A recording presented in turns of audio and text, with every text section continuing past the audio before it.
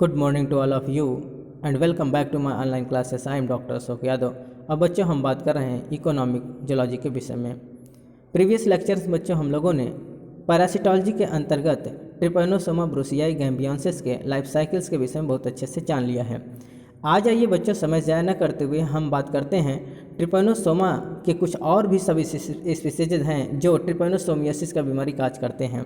तो आइए बच्चों समय ज़ाया न करते हुए आज हम जो बात करेंगे ट्रिपैनोसोमा क्रुज़ाई के विषय में। ठीक बच्चों, तो आइए देखते हैं हम ट्रिपैनोसोमा क्रुज़ाई होता क्या है। डिजीज़ अगर हम ये देखें बच्चों, ट्रिपैनोसोमा क्रुज़ाई से जो डिजीज़ होता है, जो बीमारी होता है बच्चों, उसको हम क्या कहते हैं? चागा डिजीज़ और अमेरिकन ट्रिपैनोसोमियासिस। इस बीमारी को हम चागा डिजीज़ के नाम से जानते हैं या अमेरिकन ट्रिपैनोसोमियासिस। बच्चों ये बहुत ही इंपॉर्टेंट है। It is very very most important for the competitive point of view.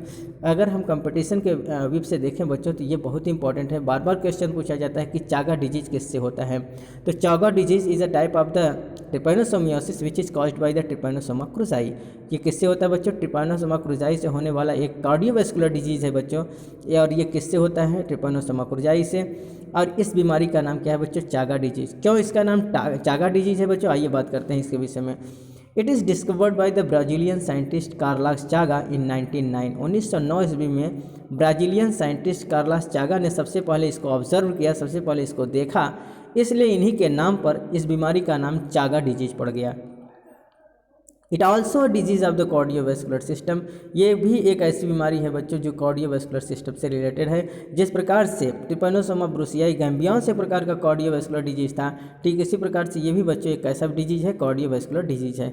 जैसा कि बच्चों आप फिगर में देख रहे हैं, ये जो फिगर आप देख रहे हैं ये क्या है? ट्रिपैनोसोमा क्रुज़ाई का है। जो आप देखें बीच में ब्लैक स्पॉट देखने को मिल रहा है, ये न्यूक्लियस है।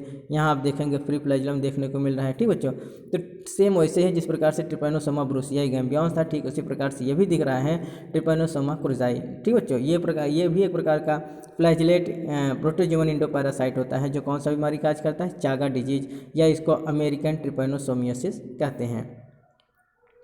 आइए बच्चों अगर हम देखें मोड ऑफ ट्रांसमिशन किस प्रकार से इसमें ट्रांसमिशन होता है, तो transmission of disease through the faecal material of the kissing bug, that is the triatomine bug.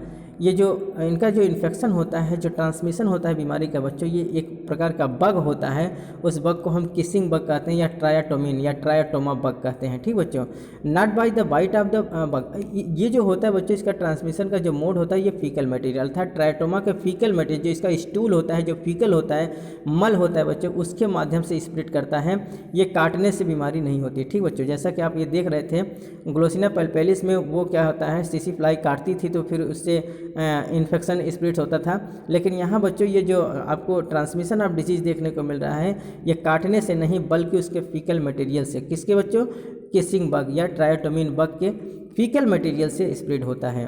It also digenetic endoparasite, ये भी एक प्रकार का द्विपोषदी इंडोपैरासाइट होता है, अंतः परजीवी होता है बच्चों, जो किसी भी ऑर्गेनिज्म के शरीर के अंदर रह के अपना shelter as well as the nutrition लेता है। ठीक बच्चों, आपको ये फिगर में जो दिख रहा है बच्चों, ये फिगर किसका है? ये है ट्रायोटोमिन बग का है, एक प्रकार का किसिंग बग है जिसके फीकल मटेरियल से ट्रांसमिशन देखने को मिल रहा है। और जो आप यहाँ देख रहे हैं बच्चों, ये सिम्टम्स दिखाई दे रहा है। अगर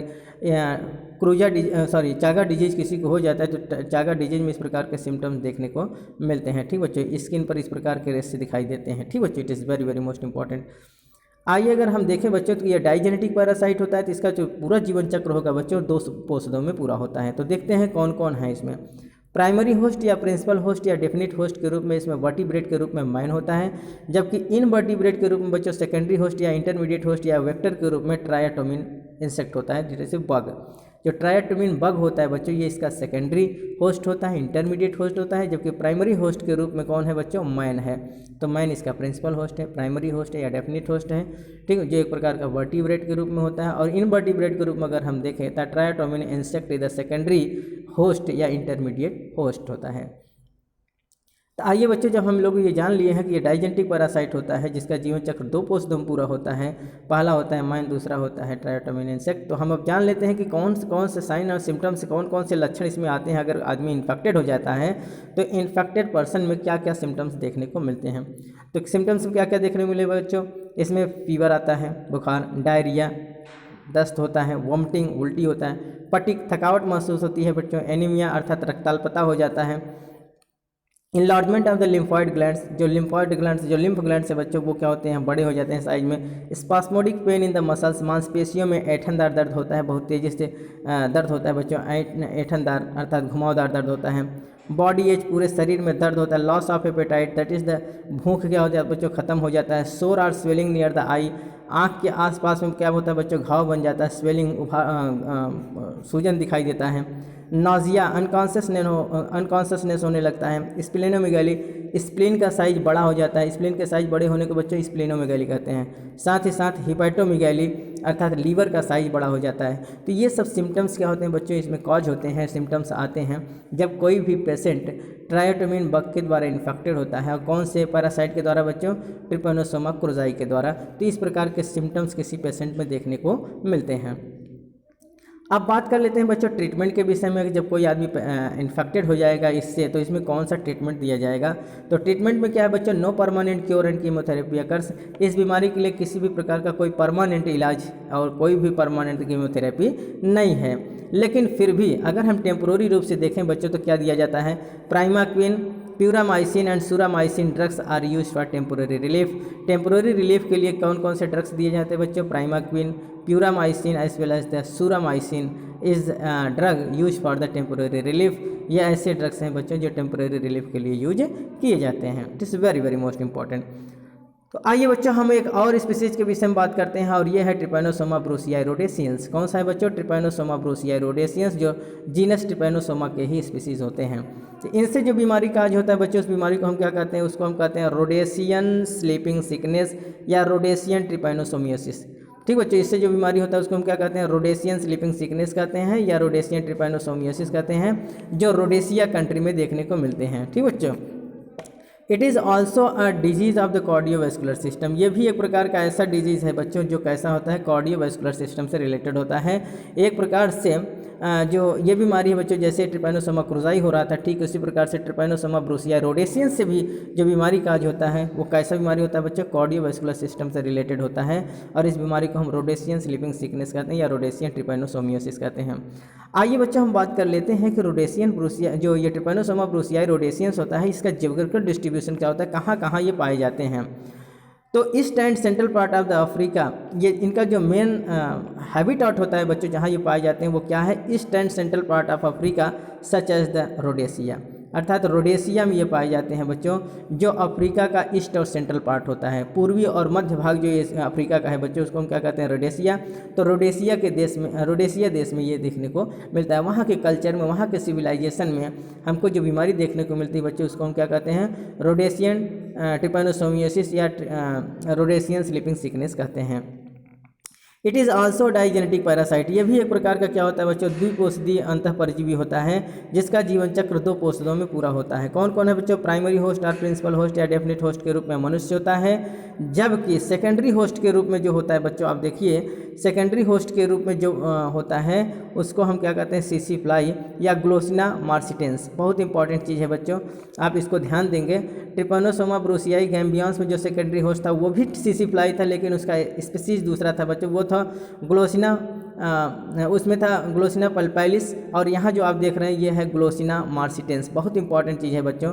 ट्रिपैनोसोमा अर्थात जो अफ्रीकन स्लीपिंग सिकनेस होता था उसका जो सेकेंडरी होस्ट था बच्चों, उसको हम ग्लोसिना पल्पैलिस कहते थे, वो भी सीसी फ्लाई था। और यहाँ सीसी फ्लाई का एक दूसरा स्पीसीज है जिसको हम ग्लोसिना मार्सिटेंस कहते हैं। इससे जो बीमारी काज होता है उसको हम रोडेशियन स्लीपिंग सिकनेस कहते हैं। ठीक बच्चों, जैसा कि आप फिगर में यहाँ देख रहे हैं, it is a type of the सीसी fly which is commonly known as the Glossina morsitans. ठीक बच्चों, ये सेकेंडरी होस्ट के रूप में होता है, इंटरमीडिएट होस्ट के रूप में होता है या वेक्टर के रूप में होता है। अगला जो चौथा सब स्पीसीज है बच्चों, वो कौन है, ट्रिपैनोसोमा ब्रूसियाई ब्रूसियाई। तो ये भी क्या होता है बच्चों, ट्रिपैनोसोमा जीनस का एक स्पीसीज है जो जिसको हम क्या कहते हैं, ट्रिपैनोसोमा ब्रूसियाई ब्रूसियाई। इससे जो बीमारी होता है बच्चों उसको हम क्या कहते हैं, नगाना डिजीज कहते हैं। और कहाँ होता है बच्चों, Nagana disease in African ruminant mammals. इससे जो बीमारी होती है उसको हम क्या कहते हैं, नगाना डिजीज। और यह अफ्रीकन रूमिनेंट मैमल में देखने को मिलता है। जो वहाँ के हर्बीवोरस एनिमल्स होते हैं बच्चों, जो जुगाली करने वाले एनिमल्स होते हैं, जो रूमिनेंट मैमल्स होते हैं, उनमें ये बीमारी देखने को मिलती है। अगर हम ये देखें बच्चों, it is also a digenetic endoparasite. ये भी एक प्रकार का द्विकोषीय अंतःपरजीवी होता है और इसका लाइफ साइकिल भी लगभग 2 होस्टों में पूरा होता है। कुछ में बच्चों 2 होस्टों में पूरा होता है, 2 होस्ट में पूरा होता है। प्राइमरी होस्ट और डिफिनिट होस्ट और प्रिंसिपल होस्ट कौन होता है बच्चों? रूमिनेंट मैमल होता है। अगर वर्टिब्रेट में हम देखें बच्चों तो यहाँ मैन नहीं है, बल्कि मैन के जगह कोई दूसरा वर्टिब्रेट है, और ये ruminant mammal, African ruminant mammal जो होते हैं बच्चों, इनके प्राइमरी होस्ट होते हैं। जबकि सेकेंडरी होस्ट के रूप में क्या होता है बच्चों? सीसी फ्लाई होता है। तो यहाँ देखिए, यहाँ क्या हो गया बच्चों? सीसी फ्लाई यहाँ सेकेंडरी होस्ट के रूप में है, जबकि प्राइमरी होस्ट के रूप में यहाँ कौन है बच्चों? रूमिनेंट मैमल है, मैन के जगह रूमिनेंट मैमल। और ये कहाँ के ruminant mammal? African ruminant mammal के अंदर ये बीमारी देखने को मिलता है, जिसको हम नगाना डिजीज कहते हैं, which is caused by the Trypanosoma brucei. ठीक बच्चों, आइए बच्चों हम देख लेते हैं कि जब ये बीमारी हो जाएगा, ट्रिपैनोसोमियोसिस की बीमारी अगर होता है बच्चों, तो उसके लिए क्या कंट्रोल है, कैसे क्या उपाय है जिससे हम लोग इससे बच सकते हैं। तो आइए हम इनके उपाय के विषय में पढ़ते हैं कि इसमें हम लोगों ने ये जान ही लिया है कि इसका कोई परमानेंट क्योर एंड केमोथेरेपी नहीं है। तो क्या हो सकता है जब इसका परमानेंट क्योर एंड केमोथेरेपी नहीं है? तो इसके लिए हमको बचाव चाहिए, बचाव ही उपाय है। तो आइए इनके कंट्रोल के विषय में बात करते हैं, किस प्रकार से इनको कंट्रोल किया जाएगा, किस प्रकार से इनको इरेडिकेट किया जाता है। तो सबसे पहले है बच्चों, sleeping sickness can be controlled by the following veg. ये जो स्लीपिंग सिकनेस होता है बच्चों, इसको विभिन्न प्रकार से कंट्रोल किया जा सकता है। सबसे पहला जो है बच्चों, human beings must be protected from the bite of the Glossina. मनुष्य को ग्लोसिना के काटने से बचना चाहिए, अर्थात ग्लोसिना के काटने से, उसके बाइट इफेक्ट से क्या होना चाहिए?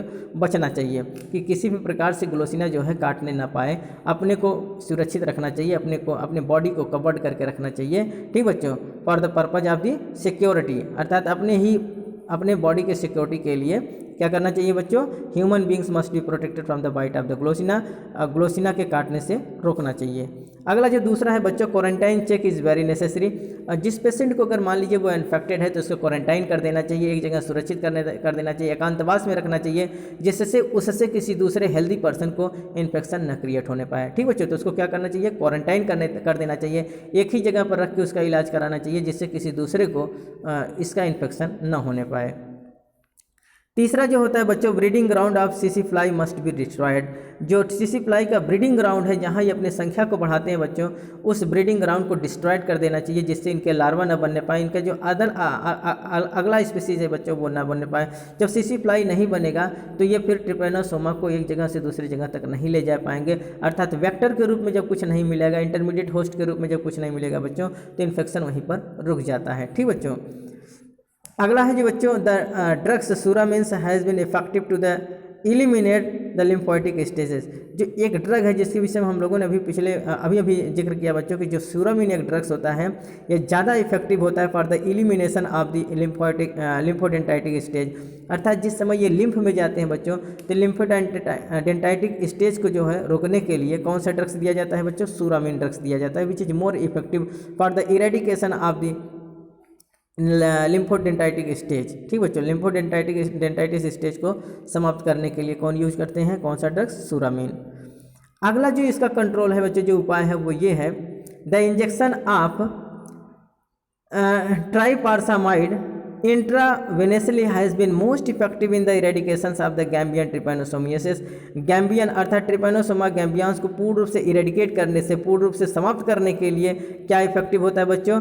एक इंजेक्शन है जिसका नाम है ट्राइपारसामाइड। तो ट्राइपारसामाइड को इंट्रावेनेसली लगाया जाता है, वेंस के अंदर इंजेक्ट कराया जाता है, जिससे जो ये ट्रिपैनोसोमा ब्रूसियाई गैम्बियंस है बच्चों, ये टोटली इरेडिकेट हो जाता है। ठीक बच्चों, अगला है, in case of the optic neuritis the drugs pentamidine are and propamidine are very helpful.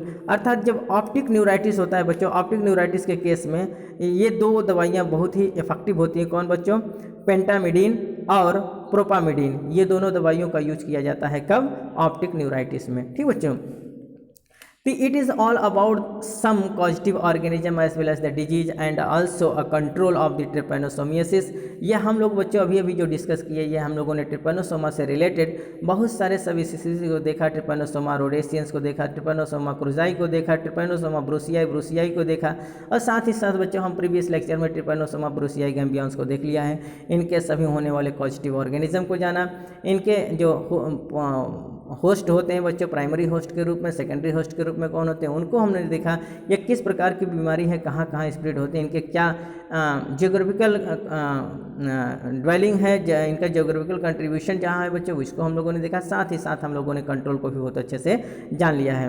उम्मीद है बच्चों आज का वीडियोस आपको बहुत अच्छे से समझ में आया होगा। अगर बच्चों हमारे वीडियोस आपको बहुत अच्छे से समझ में आए तो ज़्यादा से ज़्यादा हमारे चैनल को सब्सक्राइब करें, लाइक करें, शेयर करें, अपने यार दोस्तों में भी उनको शेयर करें, जिससे उनकी भी तैयारी सुचारू रूप से चल सके।